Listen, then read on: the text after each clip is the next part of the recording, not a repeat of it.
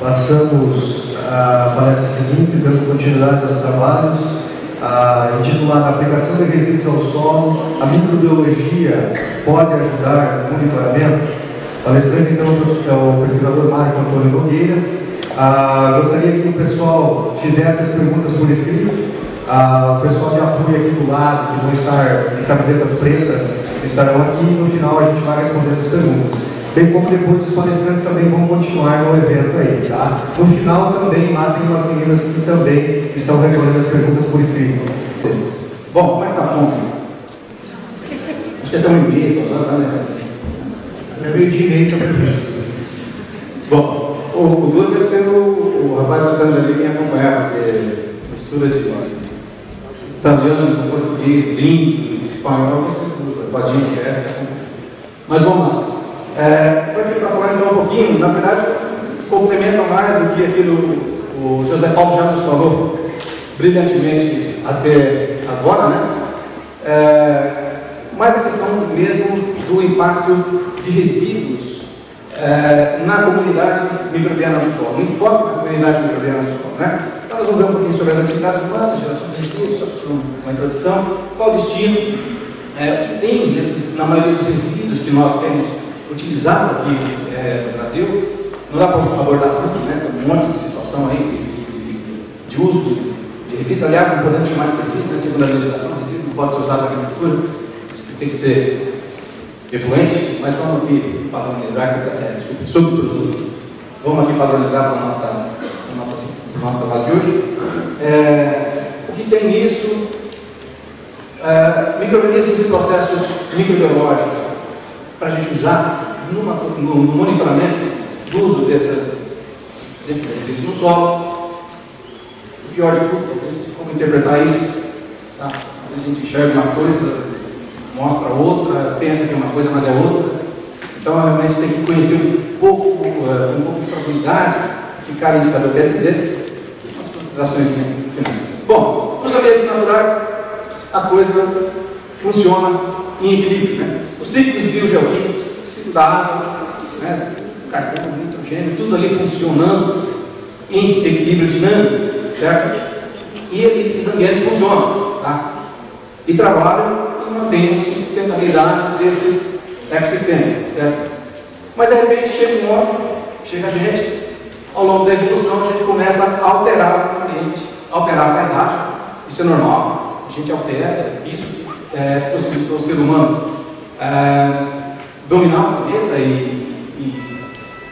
viver esse planeta dessa maneira, né? Mas nós transformamos essa paisagem, criando substâncias que não eram comuns na natureza, que não eram naturais, e essas substâncias começam a se acumular por aí, né? A gente tira fontes de carbono lá de baixo, das profundezas, traz aqui para cima, usa como fonte de energia, converte aquilo em plástico, joga um pouco de CO2 disso na atmosfera, e a gente vai operando no ambiente. Isso é a consequência da nossa existência, né? Muito bem. E isso, o ambiente acaba pagando um preço relativamente elevado, né? E esse preço aí tem sido cada vez mais evidente nos últimos anos, né? Com aumento de concentração de gás na atmosfera, substâncias persistentes no ambiente, poluição de água, de solo e de ar. E isso, então, a gente tem que começar a se virar se a gente quiser permanecer nesse nosso meio de cultura aqui, microbiologicamente falando, que é o nosso planeta Terra, certo? Se a gente começar a se perder nos nossos resíduos, assim como numa placa de cultura, chega um momento que o crescimento é limitado. E a gente conhece bem aquela curva de crescimento microbiano, né? Larga e logo, estacionário, e a última, a gente não quer. Pois bem, normalmente, quando a gente fala em degradação de ambiente, em degradação do solo, a gente tem mais aquele aspecto visual, que nos chama a atenção mais de imediato, né? Solo erodido, um rio assoreado, isso nos chama bastante a atenção e fica mais evidente no nosso dia a dia. Na água também, quando a gente passa por um rio poluído, com esgoto não tratado, o derramamento de petróleo, a gente nota, é muito claro para a gente esse impacto causado no ambiente. Isso a gente percebe, isso a gente vê, isso nos chama a atenção, isso a gente comenta, né? Por exemplo, ali a última foto ali à direita, embaixo ali, parece o encontro das águas lá do Rio Negro do Limões, mas não é isso não. Isso aqui é lá em Londrina, um rio que corre predominantemente na zona rural, encontrando um riacho que corre predominantemente na zona urbana. O de cima, todo amarelo, função de sedimento gerado das áreas de cultivos agrícolas, com má conservação do solo, e o da direita com recebimento de efluente não tratado, de esgoto não tratado, né? Que vai material orgânico de composição. Isso a gente não quer, mas isso nos chama a atenção. No entanto, a gente passa por uma área ali, está recebendo um efluente, alguma coisa desse tipo, a nossa atenção não é tão despertada assim, certo? No entanto, a maior parte dela está acima do solo, né? Tá? Em cima daquele solo que ele está, mas dentro do solo, se a gente for falar em termos de atividade e diversidade. E já dizia lá, e diz, né, a nossa colega, ex-orientadora Elke Cardoso, que os olhos não veem, o coração não sente, mas também a mente não compreende. Quando a gente olha ali, os olhos não estão vendo a perda de diversidade microbiana e de funções microbianas que estão acontecendo naquele ambiente que está recebendo uma substância estranha ali, que pode ter alguma substância que venha a comprometer essas funções, certo? Se os olhos não veem, o coração não sente, mas também nós não estamos sabendo o que está acontecendo ali, certo? E isso pode ter efeitos colaterais adiante no nosso sistema de produção, certo? Bom, quando a gente fala em solo, né, pessoal? A gente fala em a atividade microbiana, diversidade microbiana, e um grande solo fértil, lá, já diz lá os livros mais básicos de microbiologia do solo, que a gente pode ter uma quantidade de indivíduos da ordem equivalente à população da Terra. É isso? E a gente estuda esses carinhas aí. A gente tem interesse em estudar porque eles nos dizem alguma coisa a respeito daquilo que a gente imprime ao ambiente onde eles estão vivendo. Certo? No entanto, até pouco tempo atrás, a gente conhecia muito pouquinho, a gente lançava um monte de métodos que só nos permitia avaliar um pontinho do iceberg, só uma pequena parte da comunidade microbiana que era cultivada, né, de 5% de toda a comunidade microbiana dentro do solo. Mas com a evolução dos métodos, hoje a gente consegue conhecer um pouco mais dessa diversidade. Eu acho que tem se encontrado vários organismos que jamais foram cultivados com instalações de sequência de DNA no solo lá, né, indicando para a gente que tem muita organismo aí que a gente não conhece, nunca viu. Tá? Bom, quais seriam então as consequências da degradação do solo e da água? De impacto, perda de diversidade, certo? Consequentemente, isso pode levar a perda de funcionalidade. Se isso começa a complicar, não se tornar mais sustentável, leva a pressão sobre novas áreas. Isso aumenta o quê? Os nossos custos ambientais. Tá? Também leva a maior dependência, se a gente não consegue produzir ali adequadamente, se a gente está degradando a nossa área, o nosso ambiente, nós precisamos trazer insumos de fora e uma coisa puxa a outra. Isso gera menor eficiência, menor produção, aumentando os custos econômicos. Né? E, consequentemente, tudo isso aí acaba combinando para nós custos sociais. Tá? Então, quando bate no bolso, a gente começa a se preocupar um pouquinho. Tá? Bom, para a gente ilustrar aqui, um dos casos mais bem sucedidos de aplicação de efluentes, de resíduos na agricultura, também seria o caso da indústria da cana, né? Que até umas décadas atrás, esse resíduo não era usado adequadamente e ia poluir rios e águas e tudo mais. Hoje em dia, o pessoal faz um uso mais racional desse produto e usa na agricultura como fonte de água, né, de nitrogênio e de potássio. Tá? Bom, não chega a ser um resíduo. Bom, como já disse, não vamos, né, parafraseando o Paracelso, tudo depende da dose. Né? Se a gente usa em doses racionais, de acordo com as demandas das culturas, tudo certo. Isso aqui é fonte de água e fonte de nutrientes. Mas em algumas situações, esses efluentes são aplicados, na verdade, para serem descartados. Muitas vezes não está se almejando isso racional, mas se livrar daquilo. E é isso que acaba ocorrendo problemas. Né? Outro caso biosólidos, né, os famosos lodo de esgoto, né, hoje chamando ele de biosólido. Uma grande fonte de carbono, de nitrogênio, de fósforo, de cálcio, devido às substâncias usadas no seu tratamento, notadamente cálcio, cal, né? Pode ser uma fonte de cálcio, tem o pH acaba sendo elevado, certo? Veja ali o efeito num solo de baixíssima fertilidade da esquerda, sem aplicação do efluente, em 2 doses no crescimento de plantas de milho, né? Mostrando o potencial de fornecimento de nutrientes que eles têm. No entanto, pode trazer substâncias perigosas, né? Dependendo da origem, pode trazer elementos trágicos, pode trazer patógenos, inclusive humanos, e outras substâncias perigosas que podem acontecer ali. Certo? Um outro exemplo, lodo de cutume, né? A atividade cutumeira é bastante intensa no Brasil. Esse resíduo é produzido em grandes quantidades e em muitas situações é utilizado como fonte de nutrientes. É rico em nitrogênio, tem muito enxofre, cálcio, tem uma grande preocupação em termos de um elemento trágico que ele pode fazer, que é o cromo. No entanto, os cutumes mais modernizados hoje fazem o reuso da água de curtimento e tem baixado drasticamente os níveis de cromo 3 nesses resíduos. Né? Outro problema, lixiviados de aterro sanitário. Isso aqui é uma foto lá do aterro sanitário de Londrina. E ali, à direita, em cima, uma piscina de chorume ou lixiviado. Esse resíduo é extremamente rico em nitrogênio, na sua maior forma mineral, nitrogênio amoniacal, cerca de 1 grama por litro de nitrogênio na forma amoniacal. Mas também é rico em sódio e potássio, certo? Também da ordem de 700 miligramas a 1 grama por litro, dependendo da diluição da água. E será que isso de repente poderia ser utilizado como fonte de nitrogênio e potássio nas culturas? Mas o que ele traz, né?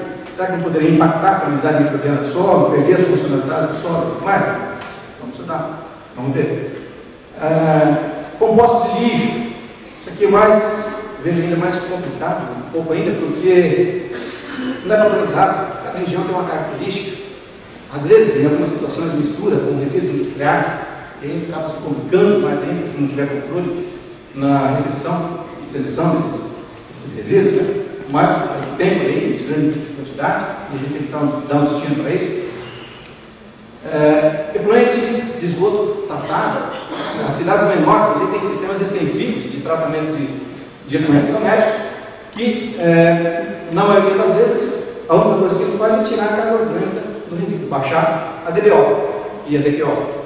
Mas ainda sai um efluente eutrofizado, rico em nitrogênio, rico em fósforo. E não poderia ser virado como fonte de água e nutrientes, de repente, em algum sistema de produção, em vez de eutrofizar corpos aquáticos? Algumas características desses efluentes aí existentes, na maioria das vezes a gente se preocupa com o teor de carbono presente.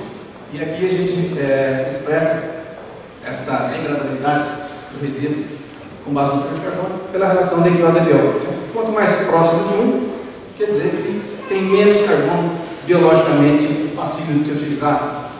Quanto mais longe de 1, mais carbono passível de ser utilizado biologicamente. Ou seja, se isso cai no corpo aquático, inadequada, sem ter passado por estabilização biológica, a maior a chance de causar problema ali naquele corpo aquático. Então, o que a gente pode fazer? Conhecer o resíduo pela sua curva característica de mineralização. Então, um exemplo, né? Em que incubando aquele efluente, aquele resíduo, conhecendo a sua característica de mineralização, a gente tem ideia de quanto tempo ele pode persistir ali no ambiente onde ele vai ser utilizado. Isso é um procedimento muito simples de incubação no laboratório, básico, muito fácil de incubação, uma armadilha para CO2 e depois fortificar esse CO2, produzir métodos mais básicos que tem. Com base nessas informações, a gente pode, inclusive, ajustar uma curva característica de mineralização desse resíduo, né? Uma cinética de primeira ordem de mineralização desse resíduo. Mas, cuidado com os carbonatos. Se for um resíduo rico em carbonato, ele vai reagir solo, o subproduto disso aí vai ser o CO2, que a gente vai estar quantificando. CO2 de origem química e não microbiológica. Então, efluentes que tem carbonato, cuidado com o método utilizado para medir a mineralização. Em caso contrário, a gente pode estar produzindo quantificando CO2 que não é para origem biológica. Certo? E quando a gente aplica isso ao solo, no estudozinho ali que a gente fez, pensando em doses, 3 doses, 2 doses, né? Controle mais 2 doses de biossolo aplicado ao solo, e o efeito disso na biomassa microbiana. Então vocês olham o gráfico ali à esquerda, vocês olham uma bagunça ali, né? A comparação de doses em combinação ali com 2 doses de fosfato de rocha. O objetivo era ver se o biossolo estimularia a substituição daquele fosfato de rocha. Mas quando você olha a biomassa microbiana ali na esquerda, não dá uma decepção. Variação grande, não mostra muita tendência. E realmente, quando a gente tem medido biomassa microbiana em estudos de curto prazo, a gente tem visto uma falta de consistência de resposta, uma falta de consistência dos dados. Já o gráfico da direita fica mais bonitinho. Biomassa microbiana de nitrogênio. Nas várias avaliações que a gente vê, a biomassa microbiana de nitrogênio tem se mostrado mais consistente com a aplicação do resíduo, do efluente, do manejo do solo, uso do solo, com várias características. Então a gente tem que prestar mais atenção na biomassa microbiana de nitrogênio do que na biomassa microbiana de carbono, porque tem se mostrado mais sensível. Fica aí a dica, certo? Então mostra tendências consistentes de aumento com a dose, certo? Respiração do solo.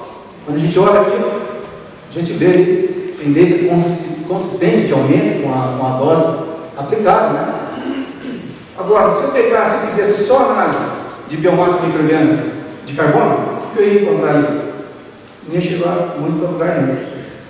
Não vi muita resposta consistente. Agora, quando eu olho para o conjunto, pego a biomassa de nitrogênio, vejo a comparação disso com a respiração do solo, junto com o cálculo do coeficiente metabólico, eu consigo interpretar com mais segurança os resultados que eu tenho.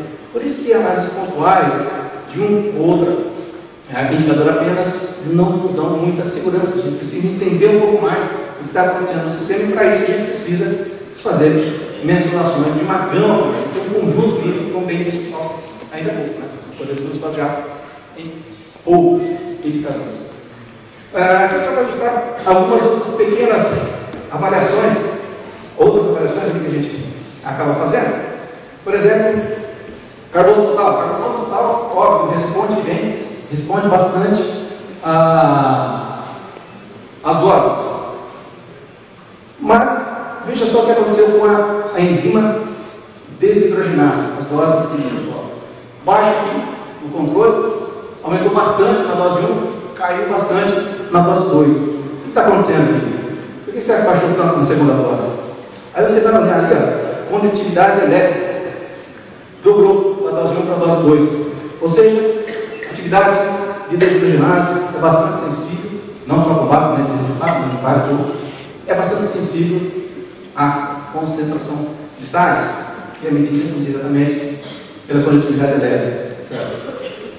Outras enzimas, por exemplo, a urease. A urease ali, não estou conseguindo enxergar, mas aumentou bastante com a dose 1, caiu para a dose 2. O que aconteceu?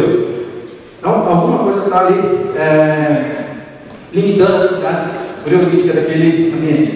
Veja ali, celulase. Olha só, sem resposta.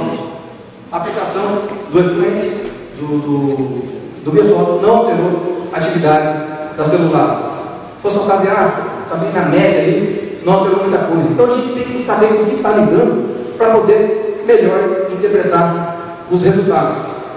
De todos esses exercícios que eu mostrei para vocês, eles têm em comum uma coisa: nitrogênio. Certo? E o nitrogênio, no nosso ambiente, a gente sabe, ele é muito dinâmico. Então veja lá, quando a gente aplicou as 2 doses do efluente, em combinação com as doses de fosfato de rocha, aumenta bastante a taxa de a modificação, ou seja, a velocidade com que o nitrogênio orgânico é convertido em nitrogênio amoniacal. Ao mesmo tempo, aumenta-se muito também a taxa de nitrificação, que é a conversão do nitrogênio amoniacal para nitrato. Junta-se a fome com a vontade de comer. E aí a gente pode ter um problema ambiental sério. A taxa de nitrificação no solo é muito rápida. Esses dois gráficos aqui mostram a velocidade com que o amônio foi convertido em nitrato em ensaio de incubação em laboratório. Com 10 dias de incubação, todo o amônio que foi adicionado já tinha virado nitrato, independente do tipo de solo, de textura arenosa ou de textura argilosa. Taxa de nitrificação muito rápida, muito intensa nos nossos solos, que leva ao quê? Perdas de nitrogênio, se a gente descasa as aplicações com a demanda das culturas. Se a gente não imobiliza esse nitrogênio, para onde ele vai? Certo? Ali mostrando os dois gráficos em cima, amônio e nitrato. Na primeira aplicação, na primeira amostragem, mais próxima da época de aplicação, alguns dias depois, 35 dias depois, e aqui 60, 70 dias depois da última aplicação. Sobrou mais nada desse nitrogênio que foi aplicado. Certo? No ano seguinte, duas outras amostragens, fez-se a reaplicação, choveu muito mais, o nitrato quase que a gente já não detecta mais. Muito dinâmico, muito rápido, esse nitrato foi para as profundezas. Depois do ciclo da cultura, nem o sinal do nitrato, do nitrogênio que foi aplicado. Tudo desapareceu. Desapareceu para onde? A cultura absorveu tudo? Não. Muito dele a gente vai achar lá 1,20 m de profundidade. Certo? Onde ele foi parar? Foi parar no lençol. Né? Ali mostrando no local onde a gente fez a maior dose, a maior aplicação, na ordem de 120 kg por hectare, em 3 aplicações, as 3 aplicações de 120 kg por hectare, o nitrato foi parar lá embaixo, atingiu 1,20 m de profundidade. E tudo que tinha ali, milho não conseguiu pegar esse nitrogênio. Então, isso que a gente faz, é muito dinâmico, né? No nosso solo. Então, cuidado com o nitrato. Outros atributos aqui, bioquímicos, por exemplo, atividade da deshidrogenase nessas mesmas áreas que receberam chorume de aterro sanitário. Tendência de diminuição da atividade da deshidrogenase com aumento das doses. Resultado de quê? Aumento da atividade elétrica bastante grande nesses ambientes. Alguma coisa aí está prejudicando a comunidade microbiana. O gráfico dele, só numa das amostragens, uma tendência de aumento de carboidratos solúveis. Certo? Então, mostrando o que eles podem nos dizer em termos de funcionalidade do solo. E se o efluente for, se o resíduo for mais, como diz na gíria, mais trash, for mais pesado, se tiver mais contaminantes, como por exemplo, pegamos lá um ensaio com lodo galvânico, proveniente de uma indústria de galvanização. Ele tem 32% de cálcio, 23% de magnésio, 14% de líquido, certo? 8% de cromo, bastante ferro e cobre, lá atrás 1,6% de zinco, ou seja, um mix de elementos aí. Misturamos no solo, efeito disso na soja. Já na primeira dose, mostra drasticamente esses efeitos aí negativos desses metais. Certamente aí estavam biodisponíveis. Né? E o efeito disso em alguns atributos microbiológicos. O primeiro deles ali, a biomassa microbiana de carbono. Tem um certo efeito, principalmente, o efeito mais evidente, no latossolo vermelho, aquela amostra do meio. Mas no nitrossolo vermelho, a amostra de cima, o efeito da dose foi bem sutil. E no latossolo bruno, não teve efeito da dose na biomassa microbiana. Se eu tivesse no latossolo bruno, tivesse feito essa análise de biomassa, que foi contaminado lá, multicontaminado por metais, eu chegaria aqui, olhando só a biomassa microbiana, no latossolo bruno, tranquilo, não tem problema. Será que isso é verdade? E outras funcionalidades. Nem na biomassa microbiana do nitrogênio isso foi evidente, que é o gráfico da direita. No entanto, no nitossolo e no latossolo vermelho, sim, mostrou um decréscimo mais evidente da biomassa do nitrogênio. Mas lá no latossolo bruno, nenhuma das duas. Certo? Então isso varia muito ali com o solo onde a gente está. A atividade de fosfatase caiu drasticamente, principalmente no latossolo vermelho. Esse latossolo vermelho ele tem ele é textura média para arenosa, a cidade tamponante bem mais baixa, consequentemente mostrando um impacto muito maior aí na fosfatase ácida. Mas será que seria efeito dos elementos traços ali presentes? Não diria. Por quê?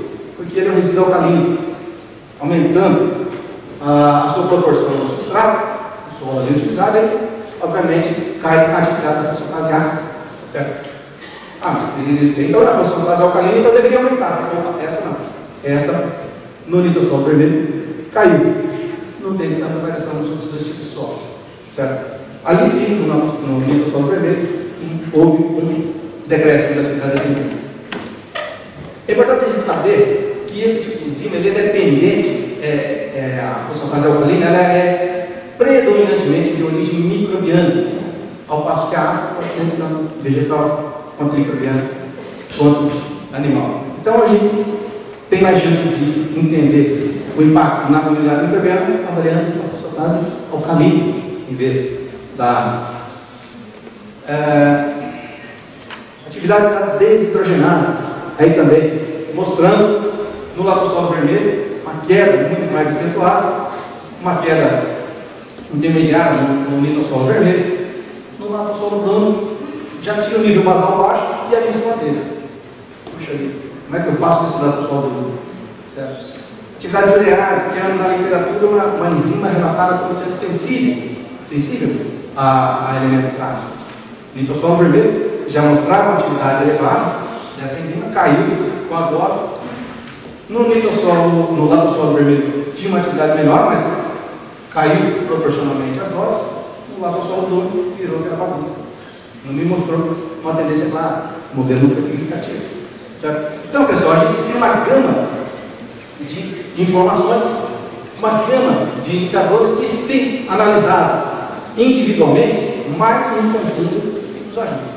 Nós precisamos ter uma análise global, uma análise em conjunto, que nos permita interpretar os sinais implícitos na funcionalidade do solo, na funcionalidade do ambiente. Juntar esses ensaios microbiológicos de fauna e outros atributos do solo nos vai ajudar a interpretar melhor esses efeitos aí no ambiente. Certo? Essa interpretação desse efeito cautela, como já disse o Daniel, vai depender de um conjunto mínimo de indicadores para que tenha robustez de análise. Se pegar um ou outro pontual ali, a gente não consegue interpretar adequadamente. Ajustar para cada condição, viram lá o caso do latossolo bruno, que já tinha atividade baixa e tal, adicionava o resíduo com alta concentração de metais, praticamente não se percebia efeito na atividade enzimática e na microbiológica, certo? Isso nos traz uma informação com relação à necessidade de aplicações parceladas dentro de critérios técnicos, baseadas no fator mais limitante, seja nitrogênio, seja potássio, seja fósforo, seja elemento traço, e embasada na legislação, e interdisciplinaridade de áreas de crescimento. Não vou aqui dizer que a microbiologia do solo ou a biologia do solo é a salvação do mundo. A gente tem que estar trabalhando, integrar todas as áreas de conhecimento da ciência do solo, química, física e biologia. Se a gente olhar só para o nosso umbigo, não chega de lugar nenhum. A gente se precisa, a gente tem que trocar informações, a gente tem que compartilhar, a gente tem que colaborar mais. E ali recebemos monitoramento constante. A gente pode ter lá, numa área de aplicação, uma bomba relógio, que vai podendo, com o tempo, atingir um nível de toxicidade. Uma vez aplicado, uma vez estando contaminado, o monitoramento constante é necessário. Então, fico aí os meus agradecimentos. Agradeço a oportunidade de estar aqui. Agradeço a comissão organizadora, CNPq e CAS, que nos nos ajuda aí nas pesquisas, com as bolsas dos nossos estudantes, atuais e ex-alunos de graduação e pós-graduação, Universidade Estadual de Londrina, comecei a minha carreira científica, e é Mineral Soja, onde eu estou no momento. Estou logo à disposição de todos, agradeço a oportunidade. Até a próxima.